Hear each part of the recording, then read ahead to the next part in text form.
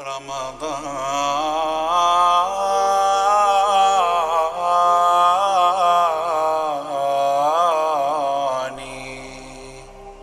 في رمضان. अस्सलामु अलैकुम वरहमतुल्लाहि वबरकातुहु। अल्हम्दुलिल्लाहि वहदा वस्सलातु वस्सलाम अला मन ला नबिय्य बअद अम्मा बाद।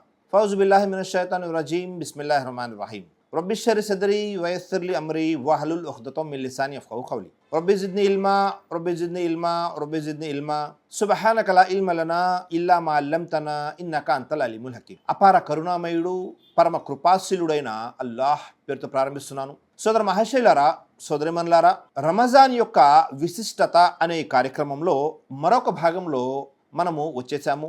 ఈ భాగంలో నేను మీ ముందు ప్రస్తావించబోయేటటువంటి చర్చించబోయేటటువంటి అంశం ఏమిటి అంటే, ఉపవాసాన్ని భంగపరిచేటటువంటి విషయాలు ఏమిటి. ఇది చాలా ముఖ్యమైనటువంటి అంశం కాబట్టి అందరూ కూడా చాలా శ్రద్ధగా వినవలసిందిగా మనవి చేసుకుంటున్నాం. ఉపవాసాన్ని భంగపరిచే విషయాలు రెండు రకాలుగా ఉంటాయి. మొదటి రకం ఏమిటి అంటే, మన ఉపవాసం భంగమైనప్పుడు లేదా విరిగిపోయినప్పుడు ఆ ఉపవాసానికి పరిహారం కఫారా చెల్లించాలి, మరియు ఉపవాసం కూడా ఉండాలి. రెండోది ఏమిటి అంటే, ఉపవాసం భంగం కలిగినప్పుడు మనము తిరిగి కేవలము ఆ ఉపవాసాన్ని పాటిస్తే సరిపోతుంది. ఇవి రెండు రకాలు. మరి ఈ రెండు రకాలలో మొదటి రకం గురించి కాస్త వివరంగా మనం తెలుసుకునేటటువంటి ప్రయత్నం చేద్దాం. ఎలాంటి సందర్భాల్లో ఉపవాసం భంగం కలిగితే మనము దానికి పరిహారం కఫారా కూడా చెల్లించాలి. మనము రమజాను మాసంలో ఉపవాసాలు ఉంటున్నాము. ఈ ఉపవాస స్థితిలో పగలు మనము మన భార్యతో లైంగికంగా కలిస్తే అప్పుడు మనము ఈ ఉపవాసానికి బదులుగా పరిహారం చెల్లించాలి. కఫారా అనేది తప్పనిసరి అయిపోతుంది. రమజాను మాసంలో పగలు మన ఆహార పానీయాలు తినడం కానీ, భార్యతో లైంగికంగా కలవడం కానీ పూర్తిగా నిషిద్ధమై ఉంది. ఒకవేళ ఎవరైనా తన భార్యతో లైంగికంగా కలిస్తే అతను తప్పకుండా పశ్చాత్తాపం చెందాలి, అల్లాహ్తో తన తప్పుకి క్షమాపణ వేడుకోవాలి, మరియు కఫారా పరిహారం జుర్మానా కూడా తప్పకుండా చెల్లించాలి. మనము దైవప్రవక్త ముహమ్మద్ సల్లల్లాహు అలైహి వసల్లం వారి హదీస్ని పరిశీలన చేసినట్లయితే, బుఖారీ యొక్క హదీస్, అబూ హురైరా రజియల్లాహు అన్హు వారి కథనం. ప్రవక్త ముహమ్మద్ సల్లల్లాహు అలైహి వసల్లం వారు ఒకసారి కూర్చొని ఉన్నారు. ఒక వ్యక్తి ప్రవక్త ముహమ్మద్ సల్లల్లాహు అలైహి వసల్లం వారి దగ్గరికి వచ్చి రాగానే ఈ విధంగా అన్నాడు, హలక్తు, నేను నాశనమైపోయాను ప్రవక్త, నేను సర్వనాశనమైపోయాను అని విన్నవించుకున్నాడు. వెంటనే ప్రవక్త ముహమ్మద్ సల్లల్లాహు అలైహి వసల్లం వారు అడిగారు, మాలక్, ఏమైంది, నీకు ఏమైంది, వివరంగా చెప్పు అని అడిగితే ఆ వ్యక్తి ఈ విధంగా తెలియజేస్తున్నాడు, ప్రవక్త, నేను ఉపవాసం ఉన్నాను. ఉపవాస స్థితిలో పగలు నేను నా భార్యతో లైంగికంగా కలిశాను. మరి దీనికి పరిహారం ఏమిటి, నన్ను నేను ఎలా కాపాడుకోవాలి అని అంటే, వెంటనే దైవప్రవక్త ముహమ్మద్ సల్లల్లాహు అలైహి వసల్లం వారు ఆ వ్యక్తికి ఈ విధంగా తెలియజేశారు, నీవు ఒక బానిసను విడిపించగలవా అని అడిగారు. వెంటనే ఆ వ్యక్తి అన్నాడు, లేదు ప్రవక్త, నాకు అంత స్తోమత లేదు అన్నాడు. మళ్ళీ దైవప్రవక్త ముహమ్మద్ సల్లల్లాహు అలైహి వసల్లం వారు తెలియజేశారు, నీవు ఎడతెగకుండా 2 నెలలు ఉపవాసాలు పాటించాలి అంటే, లేదు ప్రవక్త, నేను పాటించలేను అన్నారు. మళ్ళీ ప్రవక్త ముహమ్మద్ సల్లల్లాహు అలైహి వసల్లం వారు తెలియజేశారు, నీవు 60 మంది పేదవారికి భోజనం తినిపించాలి అంటే, లేదు ప్రవక్త, నా దగ్గర అంత స్తోమత లేదు, స్థాయి లేదు, అంత ధనం లేదు అని తెలియజేశారు. ఆ తర్వాత ఆ వ్యక్తి అక్కడే కూర్చుండిపోయాడు. ప్రవక్త ముహమ్మద్ సల్లల్లాహు అలైహి వసల్లం ఇంకా ఆ వ్యక్తికి పరిష్కారం చూపలేదు, అక్కడే ఆ వ్యక్తి కూర్చొని ఉన్నాడు. ఆ సమయంలో ప్రవక్త వారి దగ్గరికి ఖర్జూరపు పండ్లతో నిండినటువంటి ఒక బుట్టని వేరే వారు బహుమానంగా ఇచ్చి పంపించడం, సదఖా చేసి పంపించడం జరిగింది. ప్రవక్త ముహమ్మద్ సల్లల్లాహు అలైహి వసల్లం వారు ఆ వ్యక్తిని ఈ విధంగా తెలియజేశారు, ఈ ఖర్జూరపు బుట్ట తీసుకొని ఈ మదీనా నగరములో ఉన్నటువంటి పేదవారి అందరికీ పంచివేయి అని తెలియజేస్తే ఆ వ్యక్తి ఈ విధంగా తెలియజేస్తున్నాడు, ప్రవక్త, ఈ 2 కొండల మధ్యలో మదీనా నగరంలో ఉన్నటువంటి ఈ రెండు కొండల మధ్యలో నాకంటే పేదవారు ఎవ్వరూ లేరు ప్రవక్త, దైవ సాక్షిగా తెలియజేస్తున్నాను అంటే ప్రవక్త ముహమ్మద్ సల్లల్లాహు అలైహి వసల్లం చిరునవ్వు నవ్వి నీవు మరియు నీ కుటుంబ సభ్యులు తినండి అని చెప్పి ఆ వ్యక్తిని పంపించి వేయడం జరిగింది. ఈ హదీస్ ద్వారా మనకు తెలిసిన విషయం ఏమిటి అంటే మనము మన జీవితంలో ఎప్పుడైనా సరే ఉపవాసం ఉండి మన భార్యతో పగలు లైంగికంగా కలిస్తే మనం ఏం చేయాలి? ఒక బానిసని విడుదల చేయాలి, లేదా మనము 2 నెలలు ఎడతెగకుండా ఉపవాసాలు పాటించాలి, లేదా 60 మంది పేదవారికి భోజనం తినిపించాలి. ఇక్కడ మనము మరొక విషయాన్ని పరిశీలన చేస్తే రమజాను మాసంలో భర్త భార్యతో కలుస్తూ ఉన్నప్పుడు లైంగికంగా భార్య కూడా ఉపవాసం ఉంది, భర్త కూడా ఉపవాసం ఉన్నారు, ఇరువురు కూడా ఉపవాసం ఉన్నారు. ఇక్కడ ఒకవేళ ఈ లైంగికంగా కలిసే సమయంలో భార్య కనుక సుముఖత చూపిస్తే అంటే తను తన ఇష్ట ప్రకారంగానే భర్తతో కలిస్తే అప్పుడేమవుతుంది అంటే ఆమెపై కూడా ఇదే పరిహారము వర్తిస్తుంది. ఒకవేళ తను అయిష్టత చూపిస్తే అప్పుడు కేవలము ఒకరోజు ఉపవాసాన్ని మాత్రమే పాటించవలసి ఉంటుంది. అలాగే మరొక విషయాన్ని మనం పరిశీలన చేస్తే భార్యాభర్తలు ఇరువురు కూడా ప్రయాణం చేస్తూ ఉన్నారు. అప్పుడు ఒకవేళ వారు ప్రయాణావస్థలో ఉపవాసం ఉండి భార్యాభర్తలు కనుక లైంగికంగా కలిస్తే వారు ప్రయాణంలో ఉన్నందుకు వారికి సృష్టికర్త అయిన అల్లాహ్ వెసులుబాటు కల్పించాడు. వారు కేవలము ఆ ఒకరోజు ఉపవాసాన్ని తిరిగి మరలా ఉండవలసి వస్తుంది. పరిహారము అనేది ఏమీ కూడా ఉండదు. అలాగే మనము మరొక సందర్భాన్ని కూడా పరిశీలన చేశామనుకోండి, ఎవరైనా ఒక వ్యక్తిపై ఇలాంటి పరిహారం ఉంది, ఆ వ్యక్తి పరిహారంగా మళ్ళీ ఉపవాసాలు ఉంటున్నాడు, పరిహారంగా ఉపవాసాలు ఉంటున్నప్పుడు మళ్ళీ పగలు తను తన భార్యతో ఒకవేళ లైంగికంగా కలిస్తే అప్పుడు కూడా తనపై మళ్ళీ ఇలాంటి పరిహారం ఉండదు. అతను కేవలము ఆ ఒకరోజు ఉపవాసాన్ని మళ్ళీ తిరిగి పాటించవలసి ఉంటుంది. అలాగే మరొక సందర్భాన్ని మనం పరిశీలన చేశామనుకోండి, ఎవరైనా ఒక వ్యక్తి అనారోగ్యంగా ఉన్నాడు అయినప్పటికీ ఉపవాసం ఉన్నాడు, అలాంటప్పుడు అనారోగ్యంగా ఉండి ఉపవాసం ఉండి తన భార్యతో ఒకవేళ లైంగికంగా కలిస్తే అతనిపై కూడా ఈ పరిహారము వర్తించదు. అతను అనారోగ్యంగా ఉన్న కారణంగా ఈ పరిహారంలో అతనికి వెసులుబాటు కల్పించడం జరిగింది. అలాగే మనము మరొక సందర్భాన్ని పరిశీలన చేశామనుకోండి, ఒక వ్యక్తి ప్రయాణావస్థలో ఉన్నాడు, ప్రయాణం చేసుకుని ఇంటికి తిరిగి వచ్చాడు. ఇంటికి తిరిగి వచ్చినప్పుడు తన యొక్క భార్య హైజ్ అంటే అపరిశుద్ధావస్థలో ఉంది, అది పూర్తయిపోయి పరిశుభ్రంగా ఉంది, అంటే నెలసరి అయిపోయి పరిశుభ్రంగా ఉంది. ఇంకా ఉపవాసం విరమించడానికి భర్త ఇంకాస్త సమయం ఉంది, కొన్ని గంటలు ఉంది. ఒకవేళ అతను ఆ సమయంలో భార్యతో గనక లైంగికంగా కలిస్తే అప్పుడు మళ్ళీ అతనిపై కూడా ఈ పరిహారము అనేది తప్పనిసరి అయిపోతుంది. మరొక సందర్భాన్ని మనం పరిశీలన చేస్తే ఒక వ్యక్తి ప్రయాణంలో ఉన్నాడు, ప్రయాణంలో ఉంటే ఉపవాసం ఉండవలసినటువంటి అవసరం లేదు. ప్రయాణం చేసి తిరిగి ఇంటికి వచ్చాడు, ఇంటికి వచ్చేసరికి తన భార్య హైజ్ అంటే నెలసరి సమయంలో ఉంది, అది పూర్తి చేసుకొని పరిశుభ్రమై ఉంది. పరిశుభ్రమై ఉన్నప్పుడు అతను ఇంటికి వచ్చాడు, అతను ఉపవాసంలో లేడు, భార్య కూడా ఉపవాసంలో లేరు. వీరిద్దరూ కూడా రమజాను మాసంలో పగలు లైంగికంగా కలిశారు. మరి అలాంటప్పుడు ఏమిటి అంటే వారు ఏ ఉపవాసం అయితే వదిలేశారో దానికి మాత్రమే ఖజా చేయాలి, అంటే మళ్ళీ తిరిగి పాటించాల్సింది ఉంది తప్ప పరిహారం అనేది ఏమీ కూడా లేదు. మరొక సందర్భాన్ని మనం పరిశీలన చేస్తే ఒక వ్యక్తి ఆరోగ్యంగా ఉన్నాడు, ఆరోగ్యంగా ఉండి ఉపవాసం ఉన్నాడు. ఇలా ఉపవాసం ఉన్న సమయంలో తన భార్యతో లైంగికంగా కలిశాడు రమజాను మాసంలో పగలు. అప్పుడు ఆ తరువాత ఆ వ్యక్తి అనారోగ్యం పాలయ్యాడు. అయినప్పటికీ ఆ వ్యక్తిపై పరిహారము అనేది తప్పనిసరి. పరిహారం ఏమిటి?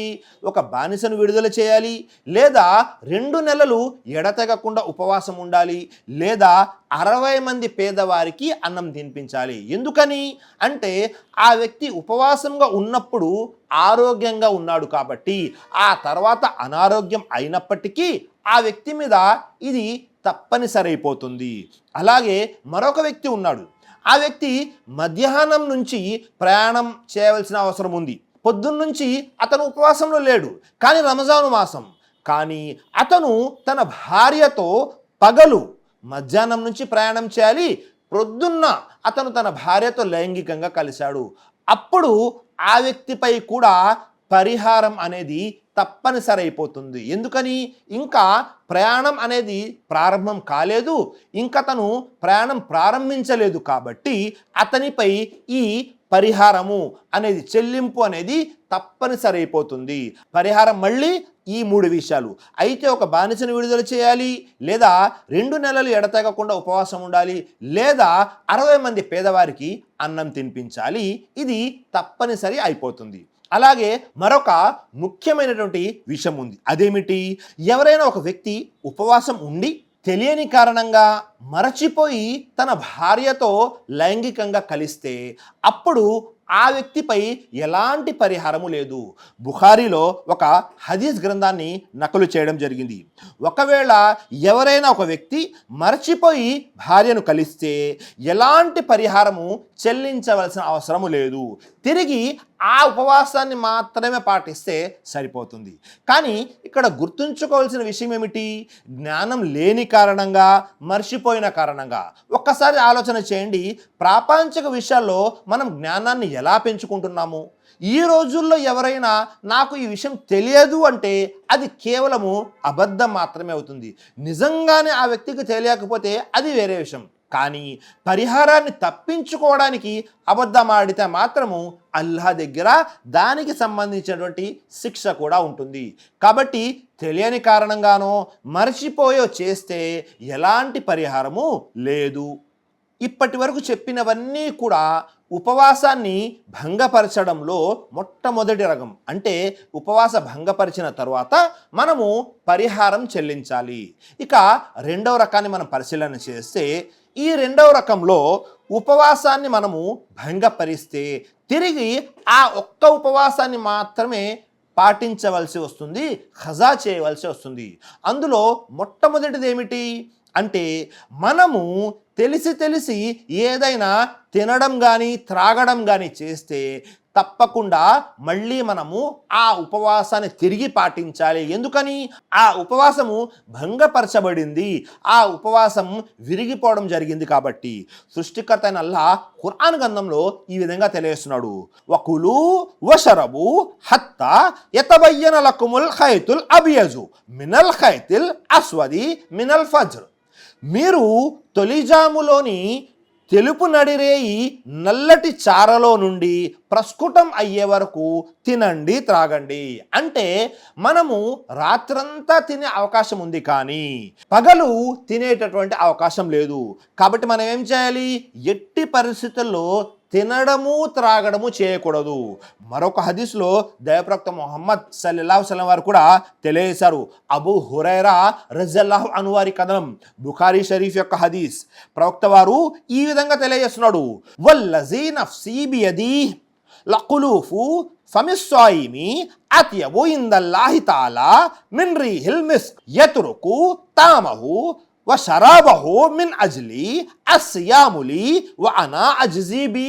నా ప్రాణం ఎవరి చేతుల్లో ఉందో ఆ దైవం అల్లాహ్ సాక్షిగా తెలియజేస్తున్నాను, ఎవరైతే ఉపవాసం ఉండిన తర్వాత వారి యొక్క నోటిలో నుంచి శ్వాస తీసుకున్నప్పుడు వారి నోటిలో నుంచి వచ్చే దుర్వాసన అల్లాహ్కు కస్తూరి వాసన కంటే కూడా ఎంతో ఇష్టమైనది. మరియు అతను అంటే ఆ వ్యక్తి అల్లాహ్ కోసము ఆహార పానీయాలు వదిలేశాడు, తన కోరిక కూడా తీర్చుకోకుండా ఉన్నాడు. కాబట్టి దానికి పూర్తి ప్రతిఫలము నేనే ఇస్తాను అని సృష్టికర్త అయిన అల్లాహ్ తెలియజేస్తున్నాడు. అల్లాహు అక్బర్. ఉపవాసాలకి ఇంత ప్రాధాన్యత ఉంది. దైవప్రవక్త ముహమ్మద్ సల్లల్లాహు అలైహి వసల్లం వారు మరొక హదీస్లో కూడా తెలియజేశారు. ముస్లిం షరీఫ్ యొక్క హదీస్, అబూ హురైరా రజియల్లాహు అన్హు వారి కథనం, కుల్లు అమల్ ఇబ్ని ఆదమ, ఓ ఆదం కుమారుడా, నీవు చేసే ప్రతి పని కూడా లిఖించబడుతూ ఉంది. ప్రతి మంచి పనికి, 10 రెట్ల నుంచి 700 రెట్ల వరకు పుణ్యం లభిస్తుంది. కానీ ఉపవాసం అనేది ఏదైతే ఉందో దానికి పూర్తి ప్రతిఫలాన్ని నేనే ఇస్తాను అని సృష్టికర్త అయిన అల్లాహ్ తాలా తెలియజేస్తున్నాడు. ఎందుకని అంటే అతను తన కోరికల్ని మరియు ఆహారాన్ని నా కొరకు మాత్రమే వదిలివేశాడు కాబట్టి ఉపవాసానికి ఇంత ప్రాధాన్యత ఉంది. మనము ఈ విధంగా ఆచరించవలసినటువంటి అవసరం ఉంది. అలాగే మనము గుర్తుంచుకోవాల్సిన మరొక విషయం ఏమిటి, మనము మన భార్యతో కలవాలి అనుకుంటే సృష్టికర్త అయిన అల్లాహ్ దానికోసము రాత్రిని కూడా నియమించాడు. మరీ ముఖ్యంగా రంజాను మాసంలో రాత్రి మనము మన భార్యలతో కలిసేటటువంటి వెసులుబాటు కూడా అల్లాహ్ కల్పించాడు. సృష్టికర్త అయిన అల్లాహ్ తాలా తెలియజేస్తున్నాడు, ఉహిల్లలకుం లైలత సియామిర్ రఫసు ఇలా నిసాయికుం హున్న లిబాసుల్లకుం వ అంతుం లిబాసుల్లహున్. ఉపవాస కాలంలోని రాత్రుల్లో మీరు మీ భార్యల్ని కలుసుకోవటము మీ కొరకు ధర్మసమ్మతం చేయబడింది. వారు మీకు దుస్తులు, మీరు వారికి దుస్తులు. సుబ్హానల్లా. కాబట్టి మనము ఉపవాసం ఉన్న రోజు పగలు మన భార్యలతో లైంగికంగా కలవకూడదు. అలాగే మరొక విషయాన్ని మనం పరిశీలన చేస్తే ఎలాంటి కారణము లేకుండా మనము ఉపవాసాన్ని వదిలివేశాము, ఎలాంటి కారణం లేదు, షరియత్ ప్రకారంగా ఎలాంటి ఉజుర్ లేదు, అయినా మనము రంజాన్ మాసంలో ఉపవాసాన్ని వదిలివేశాము, ఉపవాసం చేయలేదు అంటే దానికి పరిహారంగా మళ్ళీ మనము తిరిగి ఉపవాసాన్ని పాటించడం మాత్రమే ఉంటుంది. ఇక్కడ జరిమానా అనేది ఏమీ లేదు. అలాగే మరొక విషయం అదేమిటి, ఎవరైతే మహిళలు ఉంటారో, ఆడవారు ఉంటారో వారికి ఒకవేళ నెలసరి వచ్చేసింది అంటే ఉపవాసం భంగమైపోతుంది. ఏ ఉపవాసాలైతే నెలసరి సమయంలో వారు ఉండలేదో అవన్నీ కూడా తిరిగి పాటించవలసి ఉంటుంది. కానీ పరిహారం ఏమీ లేదు. వారు కేవలము ఉపవాసాన్ని మాత్రమే పాటించాలి. రంజాను మాసంలో వదిలేసినటువంటి నమాజుల్ని పాటించవలసిన అవసరం లేదు. దైవ ప్రవక్త ముహమ్మద్ సల్లల్లాహు అలైహి వసల్లం తెలియజేస్తున్నారు, ప్రవక్త ముహమ్మద్ సల్లల్లాహు అలైహి వసల్లం వారు రంజాను పండుగ అయినా, బక్రీద్ పండుగ అయినా, అంటే ఈదుల్ ఫిత్ర్ అయినా, ఈదుల్ అజహా అయినా వారు పురుషుల దగ్గరికి వెళ్ళి పురుషులకి చెప్పవలసిన మంచి విషయాలను చెప్పి మళ్ళీ మహిళల దగ్గరికి వెళ్ళి ఈ విధంగా అనేవారు, యా మాషరన్ నిసాయి తసద్దఖనా ఫఇన్ని ఉరీతుకున్నా అక్సర అహలిన్నార్. ఓ మహిళల్లారా, దాన ధర్మాలు ఎక్కువగా చేయండి, ఎందుకంటే నరకంలో మీరు ఎక్కువగా వెళ్తారు అని తెలియజేశారు. ఫకుల్నా వబిమా యా రసూలల్లాహ్. ఆ మహిళలు స్త్రీలు ఇలా అడిగారు, అలా ఎందుకు ప్రవక్త అంటే వెంటనే ప్రవక్త ముహమ్మద్ సల్లల్లాహు అలైహి వసల్లం తెలియజేస్తున్నారు, తుక్సిర్నల్ లానా వ తక్ఫుర్నల్ అషీర్. మీరు ఎక్కువగా శపిస్తూ ఉంటారు మరియు మీ భర్తలకు అవిధేయత చూపుతూ ఉంటారు అని దైవప్రవక్త ముహమ్మద్ సల్లల్లాహు అలైహి వసల్లం తెలియజేశారు. ఇదే హదీస్లో ఉన్నటువంటి మరొక విషయం ఏమిటి అంటే, అలైసా ఇజా హాజత్ లం తుసల్లి వలం తసుమ్. మీరు నెలసరిలో ఉన్నప్పుడు నమాజుల్ని వదిలేస్తూ ఉంటారు, అలాగే ఉపవాసాలు కూడా ఉండరు కదా, కాబట్టి ఎక్కువగా మీరు దాన ధర్మాలు చేయండి అని దైవప్రవక్త ముహమ్మద్ సల్లల్లాహు అలైహి వసల్లం వారు ప్రత్యేకంగా మహిళలకు చెప్పడం జరిగింది. అలాగే మరొక విషయాన్ని పరిశీలన చేశామనుకోండి, ఉపవాసం ఉన్నవారు ఏదైనా మింగినా ఏదైనా త్రాగినా ఉపవాసము భంగపరచబడుతుంది. దైవప్రవక్త ముహమ్మద్ సల్లల్లాహు అలైహి వసల్లం తెలియజేశారు, అస్సౌము మిమ్మా దఖల వలైస మిమ్మా ఖరజా. బుఖారీ షరీఫ్ యొక్క హదీస్. ప్రవక్త ముహమ్మద్ సల్లల్లాహు అలైహి వసల్లం తెలియజేస్తున్నారు, ఉపవాసం ఉన్నటువంటి వ్యక్తి ఉపవాస సమయంలో ఏదైనా వస్తువు బయట నుంచి గొంతు లోపలికి దిగితే ఆ వ్యక్తి యొక్క ఉపవాసము రద్దు చేయబడుతుంది, భంగపరచబడుతుంది. కాబట్టి ఆ వ్యక్తి తిరిగి మరలా ఉపవాసాన్ని పాటించాలి. అలాగే ఎవరైనా ఒక వ్యక్తి బలవంతంగా వాంతి చేసుకున్నారు, అప్పుడు కూడా అతని యొక్క ఉపవాసము భంగపరచబడుతుంది. ప్రవక్త ముహమ్మద్ సల్లల్లాహు అలైహి వసల్లం తెలియజేశారు, అబూ హురైరా రజియల్లాహు అన్హు వారి కథనం, వనిస్తకా ఫల్ యగ్జీ. ఒకవేళ ఎవరైనా వాంతి చేసుకుంటే ఉపవాసము అనేది తిరిగి ఖజా చేయాలి. ఈ వాంతి అనేది ఎలా జరగాలి అంటే, పూర్తిగా నోటి నిండా ఒకవేళ వాంతి అయిపోయింది అంటే తిరిగి తప్పకుండా ఖజా అనేది చేయాలి. అలాగే ఎవరైనా ఒక వ్యక్తి ఉపవాస స్థితిలో తన రక్తాన్ని దానం చేశాడు అంటే బ్లడ్ డొనేషన్ చేశాడు, ఆ బ్లడ్ డొనేట్ చేయడం వల్ల ఒకవేళ ఇతను బలహీనుడయ్యాడు, ఇతని ఉపవాసంపై ప్రభావం చూపింది, ఇతను ఉపవాసాన్ని విరమించాడు, అప్పుడు కూడా మళ్ళీ తిరిగి ఉపవాసాన్ని పాటించవలసి వస్తుంది.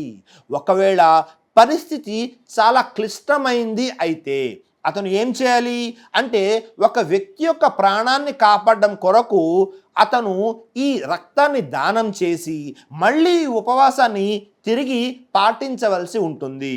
ఒకవేళ ఎవరైనా ఒక వ్యక్తి రక్తాన్ని దానం చేసినప్పటికీ అతని యొక్క ఉపవాసంపై ఎలాంటి ప్రభావము చూపలేదు, అప్పుడు ఎలాంటి అభ్యంతరము లేదు. అలాగే మనము మరొక విషయాన్ని పరిశీలన చేశాము అనుకోండి, ఎవరైనా ఒక వ్యక్తి ఉపవాసం ఉన్న స్థితిలో తన వీర్యాన్ని బయటకు తీశాడు, అది ఏదో ఒక విధంగా, అప్పుడేమవుతుంది అంటే అతను ఆ ఉపవాసాన్ని విరమించాలి, మళ్ళీ తిరిగి ఉపవాసం ఉండాలి. ఎక్కువ మంది ఉలమాల యొక్క అభిప్రాయం ఇదే. మరియు అల్లమా ఇబ్నే ఖుదామా తన యొక్క పుస్తకం అల్ మగ్నీలో ఈ విధంగా తెలియజేశారు. అదేమిటి అంటే, ఎవరైనా సరే తన చేత్తో కానీ ఇంకా వేరే ఏ విధంగానైనా సరే వీర్యాన్ని బయటకు తీస్తే అతను ఒక నిషిద్ధమైన హరాం పని చేశాడు. కాబట్టి అతను ఏం చేయాలి, ప్రాయశ్చిత్తం చెందాలి, మళ్ళీ ఉపవాసాన్ని తిరిగి పాటించాలి. ఇవి కొన్ని ముఖ్యమైన విషయాలు ఉపవాసాన్ని భంగపరిచేవి. ఈ అంశంలో మనము 2 విషయాలు తెలుసుకున్నాము. ఏ విషయం ద్వారా ఉపవాసం భంగపరిస్తే, ఉపవాసం అనేది విరిగిపోతే మనము పరిహారం చెల్లించాలి అనేది, అలాగే పరిహారం చెల్లించకుండా కేవలము ఉపవాసం మాత్రమే పాటిస్తే సరిపోతుంది అనే విషయాలని సవివరంగా తెలియజేసుకున్నాము. ఇప్పటి వరకు మనము ఉపవాసాన్ని భంగపరిచే విషయాలు ఏమిటి అనేది స్పష్టంగా తెలుసుకున్నాము. ఇందులో ముఖ్యంగా 2 విషయాల్ని మనము చర్చించాము. అదేమిటి? మొదటిది, ఉపవాసాన్ని భంగపరిచిన తర్వాత తప్పకుండా పరిహారం చెల్లించవలసినటువంటి సంఘటనలు. 2, ఉపవాసం భంగపరిచిన తరువాత కేవలం తిరిగి ఆ ఒక్కరోజు ఉపవాసాన్ని పాటిస్తే సరిపోతుంది అన్న విషయాలు. ఈ అంశంలో కొన్ని విషయాలను మనము సంక్షిప్తంగా తెలుసుకున్నాము. ఇదే కార్యక్రమంలో మరొక భాగంలో తప్పకుండా కలుద్దాం. అస్సలాము అలైకుం వరహమతుల్లాహి వబర్కాతు.